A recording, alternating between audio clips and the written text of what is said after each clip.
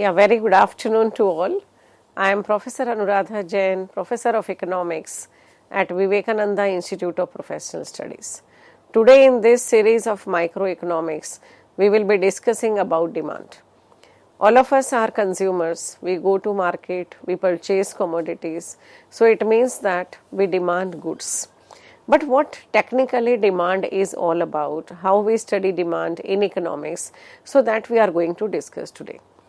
Now, people demand goods because they satisfy the wants of the people. The utility is there when we buy the goods. So, how do we define utility? It means that satisfying power of a commodity. So, it is also defined as the amount of satisfaction which a person derives by consuming a commodity. But utility is a very, very subjective entity and resides in the minds of the people. Now, being subjective, it varies with different persons, person to person. That is, different person derive different amount of utility from a given commodity. Now, people know utility of a goods by means of introspection, because normally it is very, very difficult to measure the utility derived by consuming a commodity. Now, how do we define desire? Because there are different terms when we define demand, like desire, wants, demand, and in a layman, people take it as a synonyms and they treat all these words as the same. But in economics, these are not the same words, but it has different meaning. So, the desire for a commodity by a person depends upon the utility he expects to obtain by consuming the product. The greater the utility he expects from a commodity, the greater his desire for that commodity. Now, it should be noted that no question of ethics or morality is involved in the use of word utility in economics. The commodity may not be useful in the ordinary sense of the term, even that it may provide utility to some people. Now, for example, alcohol in layman language may not have any utility because it is actually harmful for a person. But in economics terms, it possesses utility because it has power to satisfy the wants of a person. So, therefore, the desire for alcohol may be considered immoral by some people, but no such meaning is conveyed in economic sense of the term. So, therefore, in economics, the concept of utility is ethically neutral. Now, demand does not mean mere desire for a commodity. Now, for example, a miser desire and his ability to pay rent for room of a hotel is not demand, as he is not willing to pay for it. Similarly, a beggar may desire to have a car, but this desire is not going to affect its market price, as he is not having the necessary purchasing power to buy a car. So, such a desire, which is not backed by the necessary purchasing power to fulfill it, will remain the desire and will never become a demand. But to become demand, a desire must be backed by the ability or capacity to pay for goods. It means that the person should have sufficient money to buy that product. Secondly, the willingness on the part of the consumer to spend for the commodity. A demand is thus an effective desire. Effective means that a person is having the capacity to pay for it and also willingness to pay for that commodity, and then only it will become a demand. Therefore, we can say it as an effective desire. Further, a demand which cannot be met due to shortage of commodity is called non-satiable demand. Now, demand for a commodity, in other words, you can say that it is a quantity of a commodity that a person is willing to purchase at a given price at a particular period of time backed with sufficient purchasing power. Now, for example, like similarly, we have mentioned many examples, but one more example to take. Suppose you desire to have a car, but you do not have enough money to buy it. Then this desire will remain just a wishful thinking. It will not be called a demand. If in spite of having enough money, you do not want to spend it on a car, demand does not emerge even in this case. So the desire become demand only when a person is ready to spend money to buy the car. So in economics, demand refers to effective demand, which implies mainly three things. First is the desire. It means that a person should have desire to buy a commodity. That means that willingness should be there to purchase a commodity. Means to purchase, it means that it should be backed by purchasing power. They should have sufficient money to purchase that product. On willingness to use those means for that purchase, it means that willingness to spend that money on that particular product should also be there. But apart from this, there are other factors like demand is always at a given price. So some price should also have to be mentioned there, and at a particular period of time. Because if you say that, okay, I will buy this product and I also have money, but I don't know when to buy, then also it will not be a demand. So therefore, given price should be there, and also at a point of time or at a given time, a person should be ready to purchase that product, then only it will be a demand. Okay, so what are the features of demand? So one thing is that demand is the amount of commodity for which a consumer has willingness and ability to buy. Demand is always at a price, as I said. Unless price is stated, the commodity has no meaning for the demand. So the consumer must know both price and the commodity. Point of time, it means that amount demanded must refer to some period of time, such as like 10 kg of rice per week, or the amount demanded and price must refer to a particular date.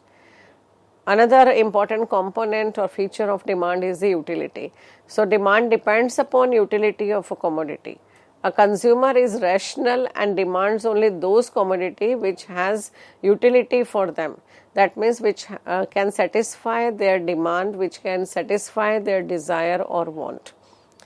Now, why do we study this demand analysis? What are the objectives for studying the demand analysis? The main objectives for studying the demand analysis is that it helps in demand forecasting.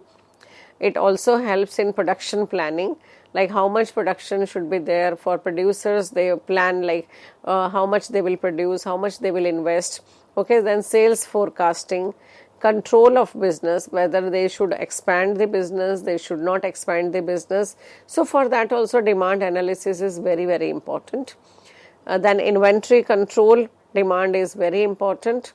Okay, because how much stock you should preserve for the purpose of the production. So all these decisions are taken only after studying the demand analysis. Then growth and long-term investment programs. Then again demand analysis is very, very important for it. And economic policy, economic planning and policy making. So demand play a very, very important role, or in fact you can say that central role in all this decision making of a business, because any business is done for the purpose of profit maximization, and profit maximization will be there only when whatever they produce is demanded by the people in the market. They could sell that product properly at whatever price they want, then only that the business will become profitable. So therefore, these are various objectives for demand analysis. To brief you in brief about all these objectives. Now if we talk about demand forecasting, then forecasting of demand is the art of predicting demand for product or a services at some future date on the basis of certain present and past behavior pattern of some related events. So demand forecasting, because see, production will take place today and demand will be there in future or for tomorrow. So therefore demand forecasting is very important.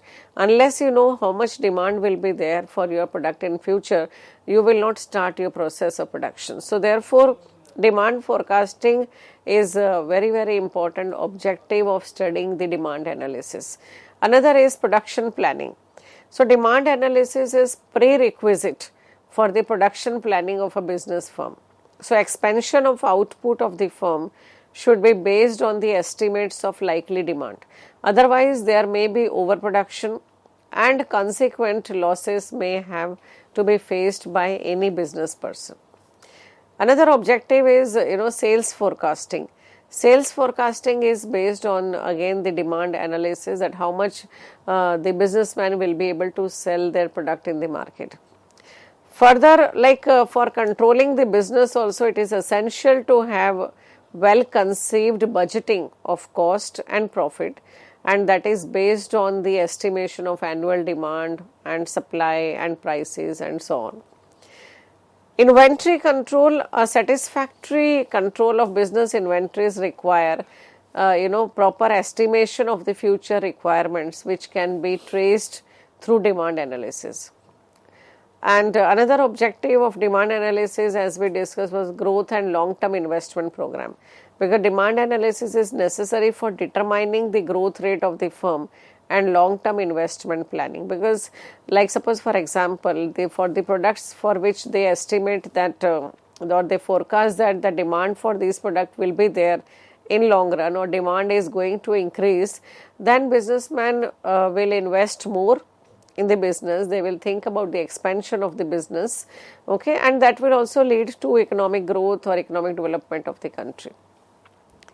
Similarly, economic planning and policy making is a very, very important objective of demand analysis, because demand analysis at macro level for the nation as a whole is of great help. The government can determine its import and export policy in view of the long-term demand forecasting and estimation for various goods in the country, because only export-import policy can be framed on the basis of how much demand is there for those products in our country. Because if demand is more than what we are producing, then obviously this product will be imported from the other countries, and vice versa. Like if demand is less and production is more, then government can think about export of these products in the other countries. Now there are two terms related to demand, is quantity demanded, or the amount of quantity demanded, and demand for a product. Okay, so the term demand refers to various quantity of commodities that the consumer is ready to buy at different possible prices of a commodity. So the term quantity demanded refers to a specific quantity to be purchased against a specific price of a commodity. Now for example, a consumer's demand is suppose 2 ice creams. Now if the price per ice cream is rupees 15 and 4 ice cream, if the price per ice cream is rupees 10, because there is always inverse relationship between price and quantity demanded. So if price is more, people will demand less commodity, and if price is less, then they will demand more commodity. So quantity demanded is 4 ice cream if price happens to be rupees 10 per ice cream. Now when we are showing law of demand or demand curve, then there are two ways by which we can show. One is the demand schedule and the other is the demand curve. Demand schedule, that which express the relationship between different quantities of a commodity demanded at different price. So it will be the tabular representation of the price and quantity demanded. So according to Samuelson, the table relating to price and quantity demanded is called the demand schedule, and demand curve is simply a graphic representation of the demand schedule. So whatever demand schedule we are preparing, if we represent that in the same schedule in the terms of graph, then it becomes the demand curve.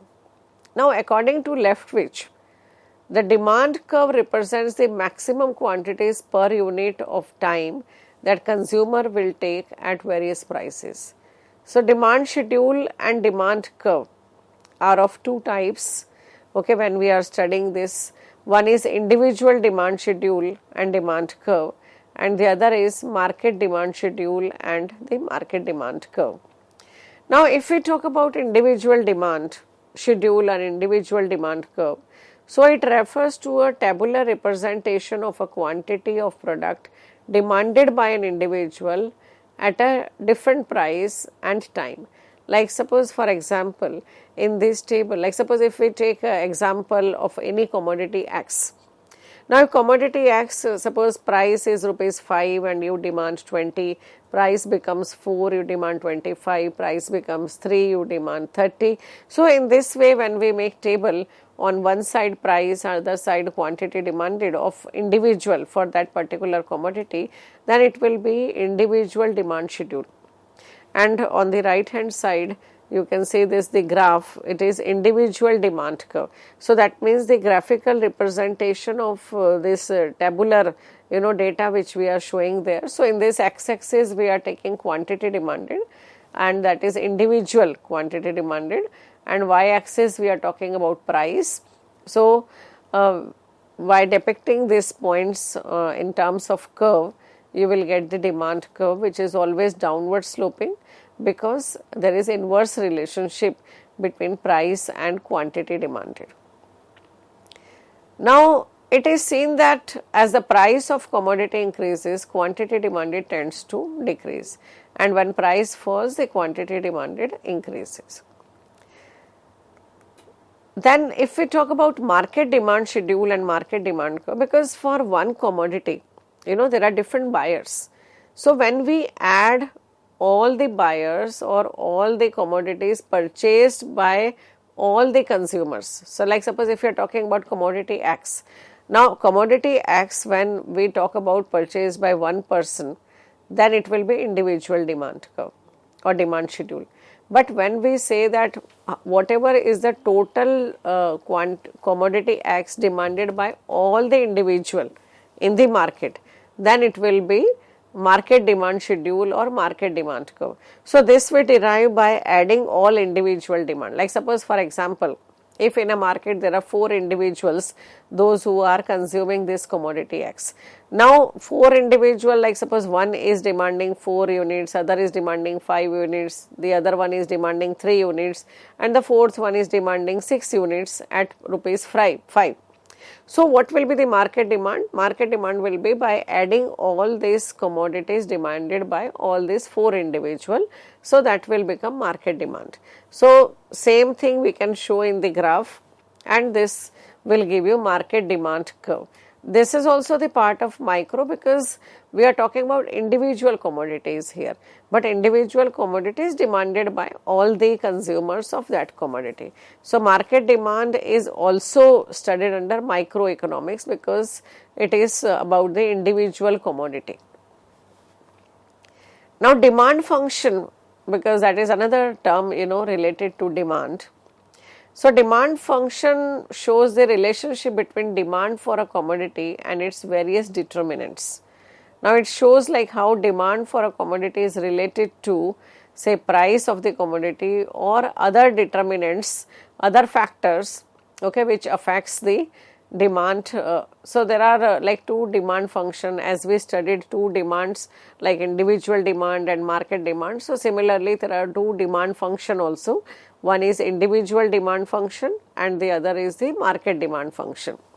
So if we talk about individual demand function, then individual demand function shows how demand for a commodity by an individual consumer in the market is related to the various determinants of the demand.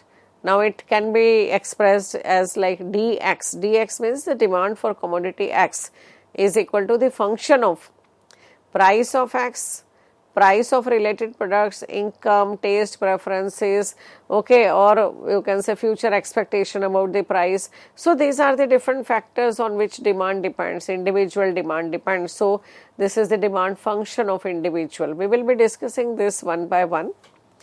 Similarly, market demand function shows how market demand for a commodity or aggregate demand for a commodity in the market is related to its various determinants. So in this, market demand means for commodity X is equal to function of, it is a function of like price of the commodity, price of the related products, income, okay, taste and preferences, then future expectation about the price, that is always there. Then also it depends upon a population, it depends upon composition of population, it depends upon distribution of income. So there are various factors on which market demand function also depends. So demand function basically, we can say that it is the representation of the different determinants of the demand, like how they are related to each other, how the change in one factor will affect the demand. So this all we are going to discuss in detail. Okay, so one by one, if we say the determinants of demand or factors affecting demand. So first is the price, always price of the commodity. So law of demand states that the other things being constant, the demand for a commodity is inversely related to its price. That means there is indirect relationship between price and quantity demanded. So if price goes down, demand will increase, or if price increases, quantity demanded goes down. So there is inverse relationship between price and quantity demanded, and we are saying here other thing remaining constant. Other thing remaining constant because suppose for example, if price changes, price increases, but simultaneously income of the person also increases, then that might be possible that there is no inverse relationship, because if income of a person increases, then he may increase the demand even if the prices are increasing. So therefore, whenever we talk about law of demand, we always put this assumption that other things remaining constant, there is inverse relationship between price and quantity demanded. Then another factor or determinants of demand is price of related goods, because demand for a commodity is also influenced by change in price of related goods. And there are two types of products which are related to each other in two ways. First is the substitutes. So goods may be substitutes to each other, or goods may be complementary to each other.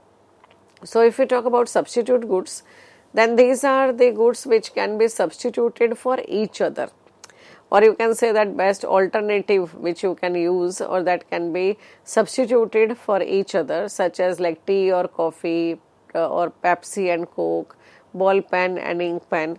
So when price of substitute goods changes, then also there will be a change in the demand for a commodity. Like suppose for example, if we take the example of Pepsi and Coke, now if price of Pepsi increases, then this will change the demand for the Coke immediately, because when price of Pepsi suppose increases, then demand for Coke will definitely increase. So therefore, there is direct relationship, both are moving in the same direction, like price of one commodity and the demand for the other commodity. So in case of substitute goods, there is direct relationship between the price of the substitute good and the demand for the other substitute.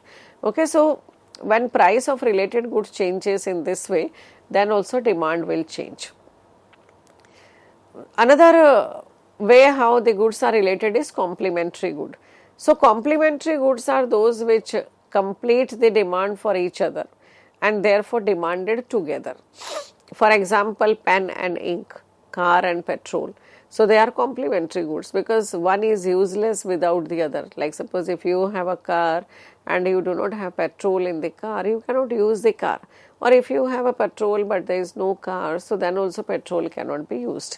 So in case of complementary goods, a fall in the price of one causes increase in the demand for the other, and rise in price of one causes the decrease in the demand for the other. Like suppose for example, if price of a car increases,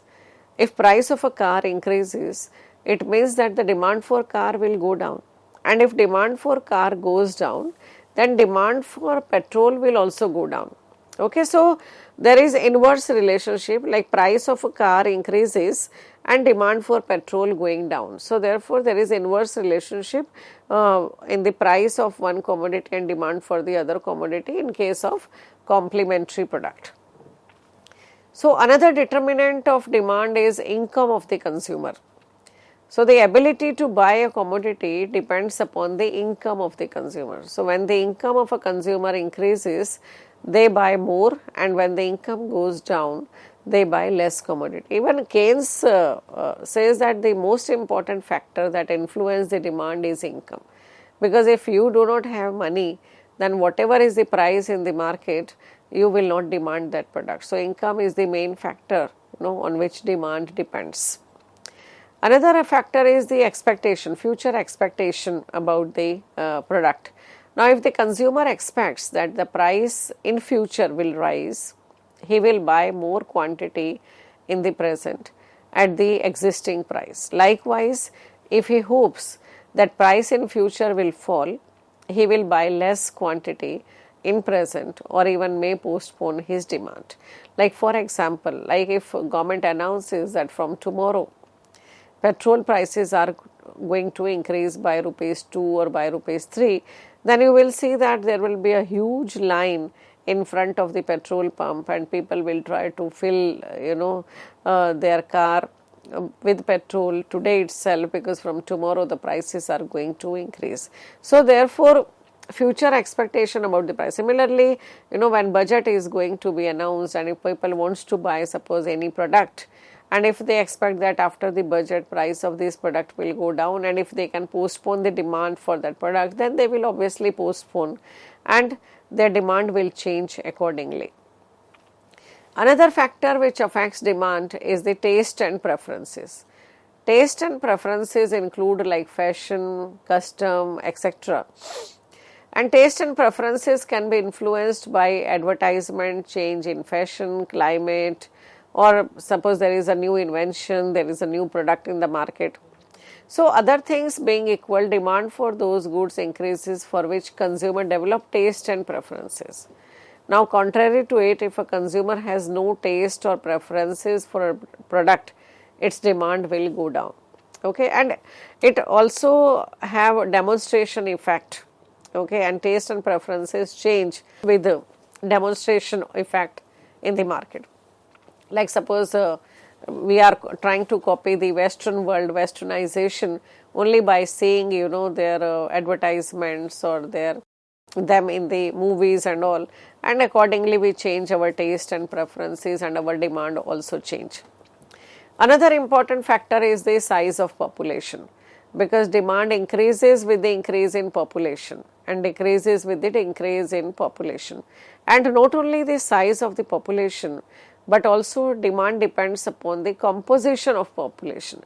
Like suppose what is the male-female ratio, what is the age composition, and because the male has their own demand, female has different types of demand, kids have different demands, okay, or if more of youth are there, then they have different type of demand. So demand depends upon the size of the population as well as the composition of population. Another factor is the distribution of income, because distribution of income also affects the demand, and if income is not equally distributed, there will be less demand in the economy.